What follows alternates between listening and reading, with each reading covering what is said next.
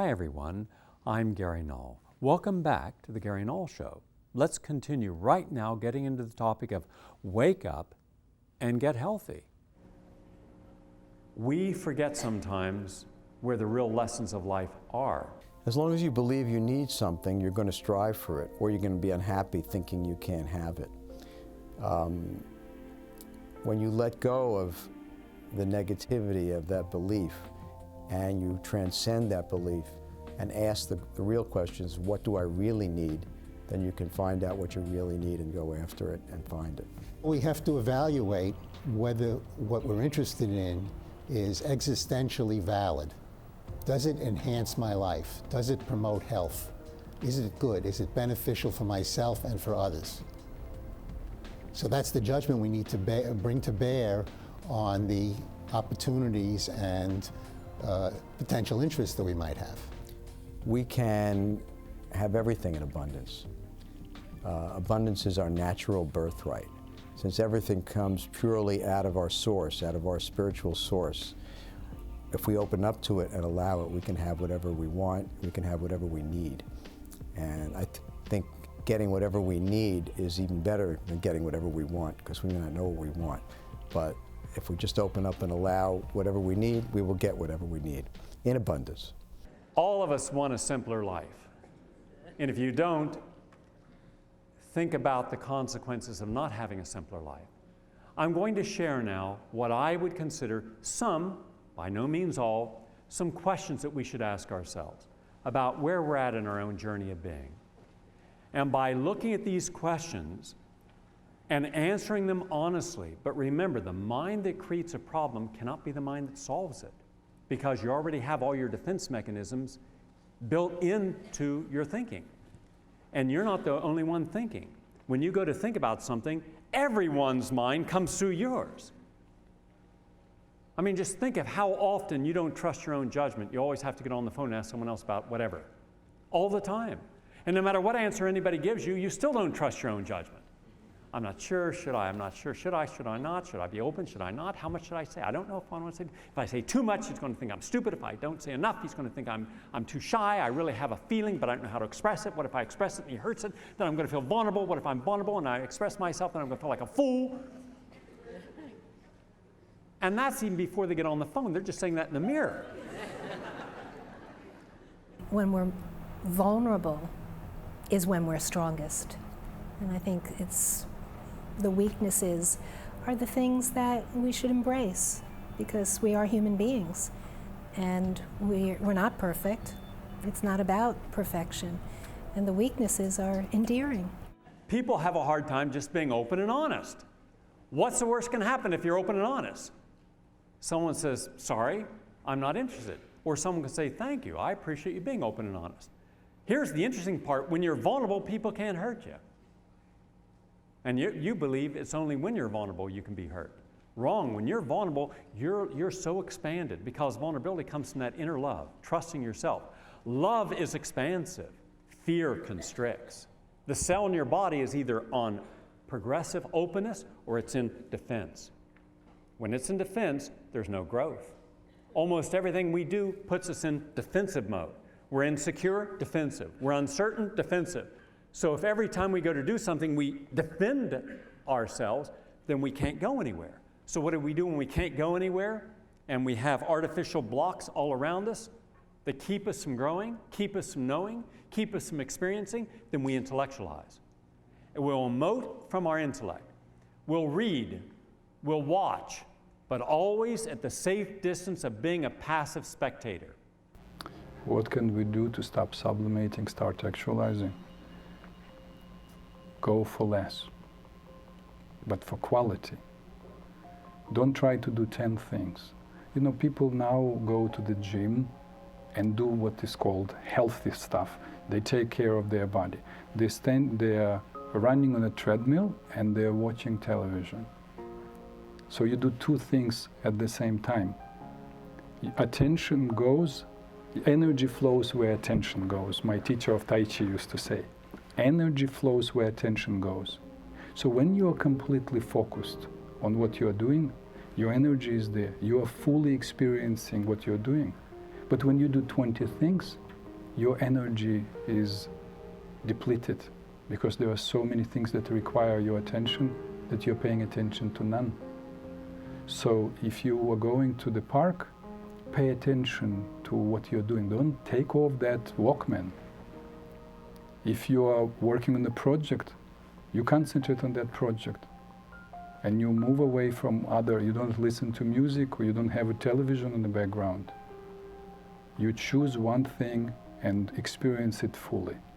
And we think because we know something, it's the same as doing it. You are what you do, not what you know, not what you say, not what you believe. It is what you do that determines whether or not you're accepting this artificial boundary of a limited life or going beyond it. I believe that you have lived a life that's far too small for you. I believe you've outgrown the life you have been given. And it's time that you simply open yourself up to all the possibilities. Why do we stay in lives that we are outgrown? Fear. Fear of the unknown. My teacher Colette said, nothing of true value happens unless you make a leap into uncertainty. One of the things that almost always the hallmark of disease is living a constricted life. A life that is not yours, but one that you've accepted because you did not, at the time, understand how you have a right in your choices. Change comes when we recognize the totality of a situation. When we recognize that a particular way of being is never going to succeed, and that there is an alternative, a viable alternative, then we change, and change comes easily. It's not really risky. It's really a matter of a cognitive transformation, that we understand something. Fear is separation. I think we ultimately are fearful and have become fearful the moment we separated. In our individual lives, it's from the mother. In our spiritual lives, it's from the Father. You know, we've separated from our true self. And anytime we separate from the true self, there's fear. When you acknowledge that you have a right to your choice, then you stop seeking other people's advice on basic choices that only you should be making. Now, here's how we get to that place of having an open life. Number one, everything in life has an expiration date. Everything. So why do we live as if there is no expiration date? Why do we live in denial of change? We like to think there's one long continuum. Wrong. Everything is a passage. And throughout our lives, we have an opportunity to learn about the passage we're in. Some passages are moments in time. Some are years. Everyone in that passage is there to assist us, even when it's painful, even when cancer, heart disease, arthritis, diabetes, the very things that we're talking about, these diseases, they're there as assistance to us. If you didn't know that a hamburger caused oxidative stress or free radicals, and the free radicals hit the cell, and you have 10,000 gene alterations per cell per day, do the math, 65 trillion times 10,000. That's how you get old. That's how you get wrinkles. That's how you get heart disease. That's why Bill Clinton had carotid artery blockage, the silent killer. And whatever causes inflammation in one cell of the body will cause it in all. So someone who knows Bill Clinton should say, Bill, you had the doctors who missed your diagnosis all those years you're eating the cheeseburgers and jogging, drinking the coffees and sodas. Well, just remember this. Anything that was causing inflammation, that was clogging your arteries, also was causing inflammation, creating the plaques in your brain. And those plaques in the brain lead to Alzheimer's, or precursor of Alzheimer's, or Parkinson's. So you already have advanced brain degeneration. And if someone went in and looked, they'd see it. But no one's going to go in and look. They're going to make superficial diagnosis because they don't understand the cause of disease. So if I know that my thoughts can create hormones, and my hormones can destroy my cells, why would I want to have a thought that would create a destruction of my body? Everything you think you become. When you think positive, positive hormones. Negative, negative hormones. And that leads to imbalance of hormones. And that's why happy people get less disease. So what can we do about it? Stop before you think on something and ask yourself, what do you want the outcome to this to be? If you want a happy outcome or positive outcome or a growing outcome, then look at what energy you have to put into it. If I wake up in the morning and say, I want this body to be healthy, my heart healthy, my lungs healthy, my brain healthy, my skin healthy, then I have to take the choices that allow that to happen. Try to keep good thoughts in your mind. When everything seems to fall in on you, try to hang on to the idea that this is for some reason. Accept that there's some pattern in all of this. When you're down, everything's got to go up. Don't dwell on being down. Don't hold on to negative thoughts. Have a lot of patients and they come in from time to time with a severe cold or just getting over a virus or coming down with one, and they'll say, Henry, I don't want to get close to you today. I'm afraid I don't want to give you this cold. I don't want to give you this virus. I know that it's important for me to correct the thinking in my mind immediately so that I don't go away thinking they could give me this cold or this virus. So I quickly in my mind make the statement, no, I don't welcome that in today. I do it silently inside me. I plan to stay healthy and strong. Now, I've never once contracted either of those kind of symptoms from any patient, and I've practiced for decades. The mindset with which you do it is more important than what you do.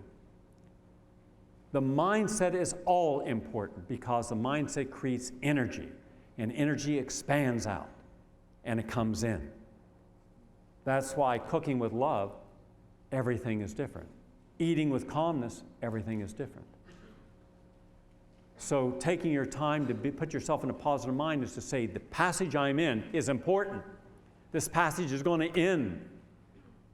So what do you want the outcome of this passage to be? Knowing what you want the outcome to be, you then are conscious of how powerful that moment in time is. Don't waste a moment because you can't live a moment over. And how much of our life do we get in just repetition? Everything's the same. Oh, what are you going to do today? Oh, nothing. What are you going to do tonight? Nothing. It's Sunday night. Well, we're going to watch this television program. Do you watch it every Sunday? I watch it every Sunday. Where are you going to go? Same place this year. Didn't you go there last year? Oh, same place again. They know me there, so I might as well go there. Rather than a place that doesn't know me. Going to feel more comfortable. But you didn't like it. Well, I didn't like it, but it's all right. Who are you going with? I don't like him either.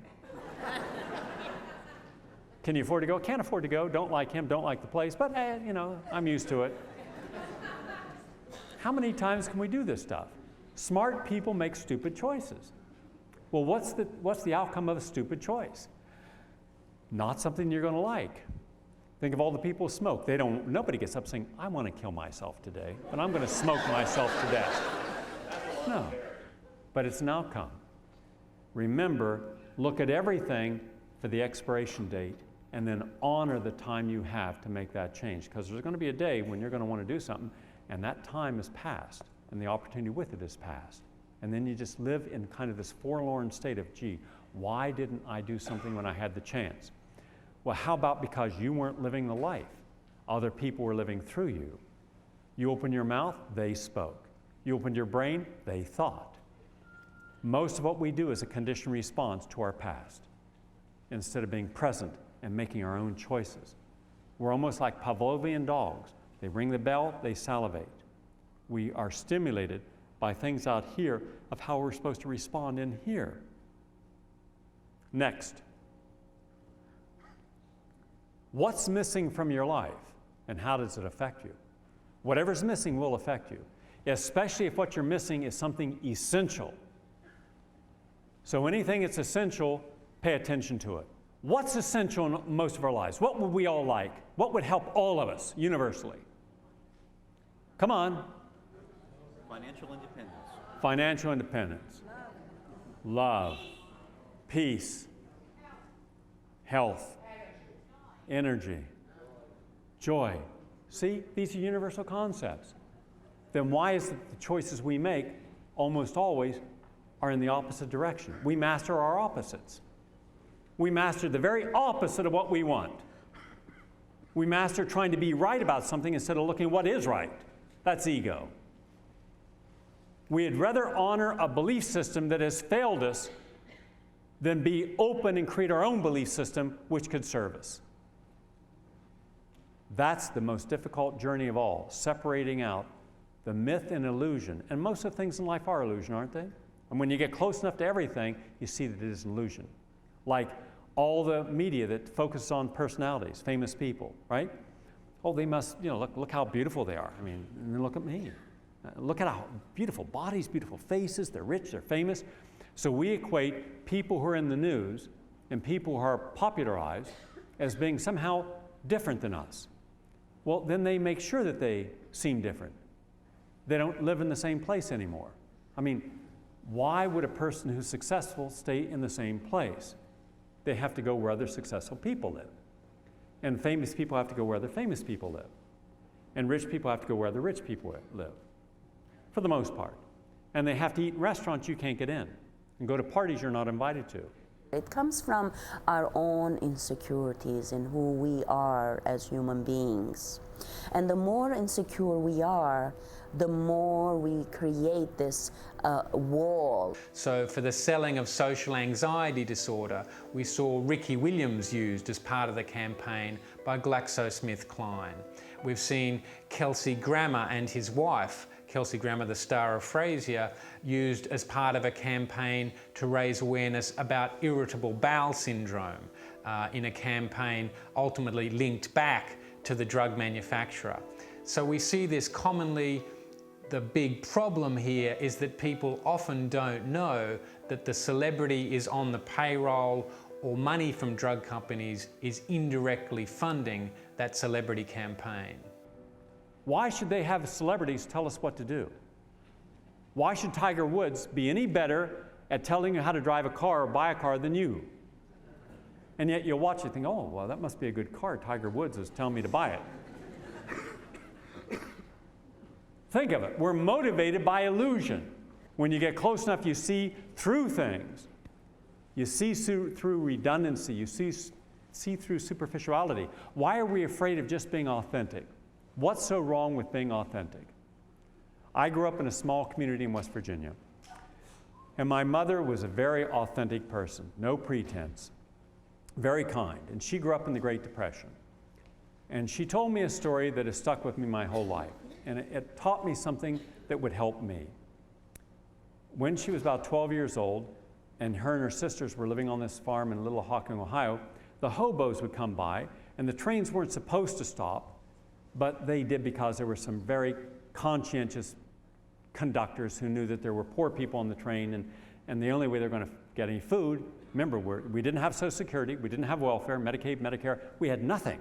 You literally were at the mercy of people's generosity. So she had to make breads and things. My aunt, who they live with, believed that half of everything that they could grow or had, they would give to these strangers, which was a very, very wonderful thing. She wasn't alone. A lot of Americans thought that way. But my mother was complaining about getting up so early in the morning. She had to get up at 3 o'clock, and then she worked all day. They worked hard.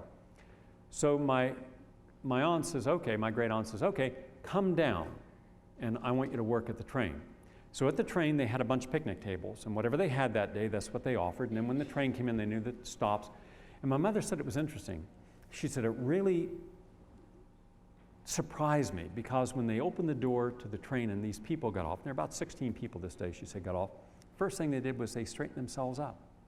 Like the guy straightened his tie, and they dusted off his shoes, and they combed their hair. And she's thinking, she says, what are they doing this for? No, why are they, they're just getting in line to get some food. My great aunt had a pump there, 2 pumps side by side, and she had a wooden barricade, and the women could go on one side and wash up, the men on the other side. And so they had very short time. They only had about 15 minutes they could get off the train so the trains weren't late and cause the conductor any problem. But then they would all make themselves nice as they could. And they get it in line, and then whatever was there, and she said they were very appreciative, and she said it was also remarkable because frequently they didn't have enough for everyone. There would be too many people. And they never had to say a word. The people who got something would turn around, see that other people didn't, and share it with them. Now think of that. Think of the kindness of strangers to strangers. People that they didn't know, but knew that that person had nothing, and they had something, so they shared it.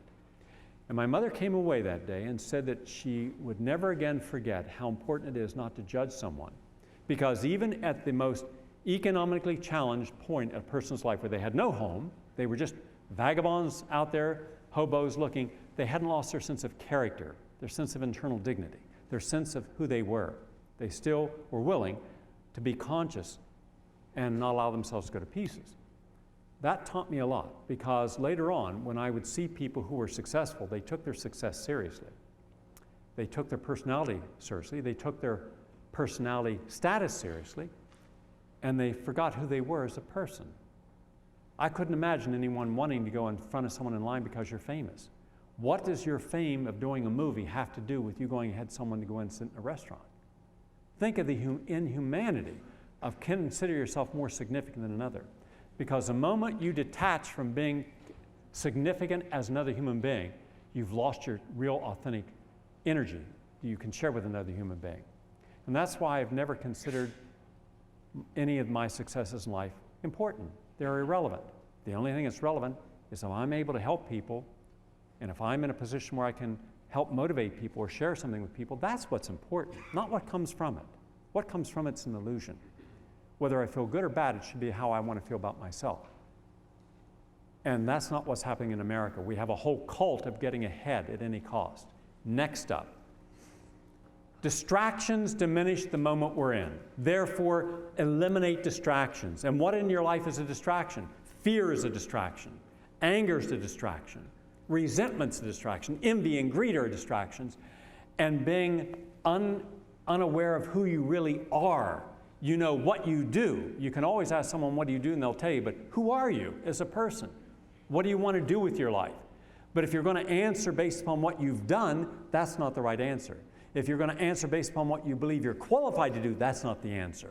The answer should be what in an ideal situation you would love to do with your life. And that's the answer. Because what comes from your heart is what you should be doing with your life, not what's been conditioned into your brain. Because too many people are living too small a life. You're under-actualizing your actual potential. And until you do what you were meant to do, there'll never be that sense of completeness. There'll be this sense of emptiness, that hollowness. And what do we do with an emptiness? The void of our emptiness is no different than the void of the universe. The universe abhors voids and fills it. We try to fill our emptiness. And how do we fill our emptiness?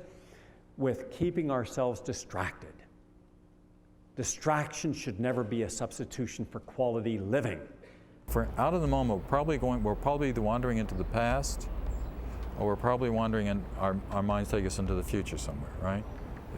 The moment is somewhere in between the past and the future. So what takes us into the past? Largely it's guilt.